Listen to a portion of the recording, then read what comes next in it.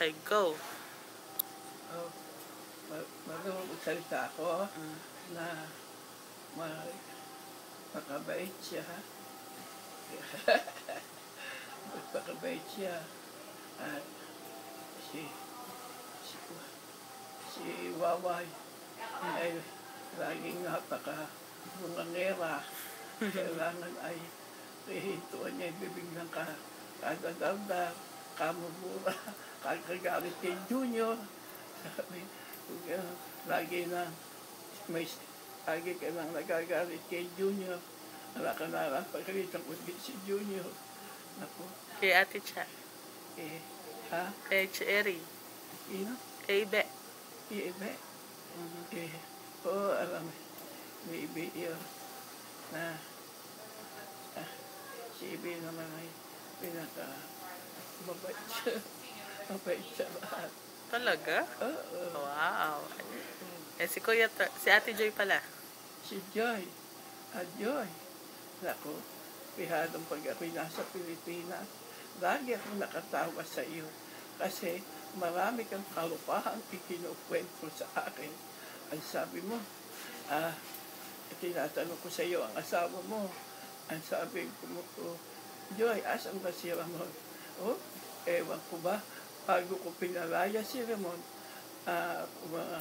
pag-tricycle, inalisan ko muna ng break para hindi na daw makabalik si Ramon. At pagkay ka, yung halimbawa, yung karan nila ay iba siya rin. Ay yung marang, pero yung may hangin. Si Ramon ang aking Sasabugin. ang aking mag-eat ka na ito, ganyan nga. Siya naman din, ang kanya kinupo. Ikaw putok yun, maputokan. Kaya po, ano po. Si Kuya Third. Then, pag si Terde ko baka naman si Terde. Ako kaya mo, hindi ako magbibigyan. Anong message pa Kuya Third? Hindi ko mahalo, nagiging message ko yan. Kasi, paano po, nagiging message sa kanya, wala naman yung pera. Si Oman. Ha? Si Oman. Sabi ko kayo, Oman, alam ko ako, Oman, ang nararamdaman ko, mahal ko ako. Ang nararamdaman ka. Oo naman. Pagmamahal ko sa akin, ayaw mo na nga ihirapan, ano man ang yung gusto ko, kung kaya mo ibigay, binibigay mo sa akin. Kaya sabi ko sa kanya, kaya ka ako mamamahal kita. Aww. Oo, anak, sabi ko. Kasi ikaw'y mapagmahal sa ina. Wala naman ako naman kapit. Ano naman, ikaasara naman sa akin ang aking mga anak. Ay lagi ako maihinan ng pagpapatawad sa inyo. Kahit gano'ng kalaki ang kasalanan, papatawarin ko kayo dahil kayong mga anak ko. Si Cheche muna. Ha? Cheche. Ang aking Message. Ano ba? Mensahe mo. Ha? Anong mensahe mo kay Sese? Hindi ko nga may mensahe ko rin sa batang ito. Masyadong napakalakas ng loob sa mga gastusin.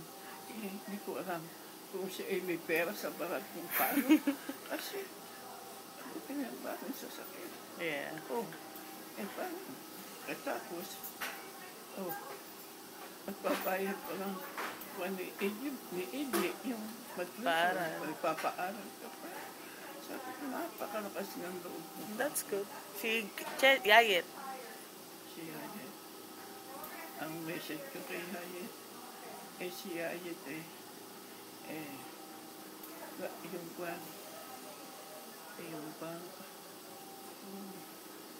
si Yaya, lagi akong pinagagalitan. Ang sabi ni Yaya, lagi daw ako nagagalit. Lagi niya ako pinagagalitan. Ang sabi ko naman, Yaya, tingnan mo nga ang aking mukha. Aking matanda na. Kung ba'y dapat mong lagi ng kagalitan, sabi ko gano'n sa kanya. Huwag mo naman akong pinagkakagalitan. Sabi ko sa kanya, hindi naman nga mga tama yung ginagawa mo eh. Kung ano-ano iniisip mo, na ang utak mo lang, sabihin ng utak mo lamang gawang sinusunod ko. Ang sabi niya, kaya ako'y nagagalit. Pero, mahal kita mama, sabi niya, at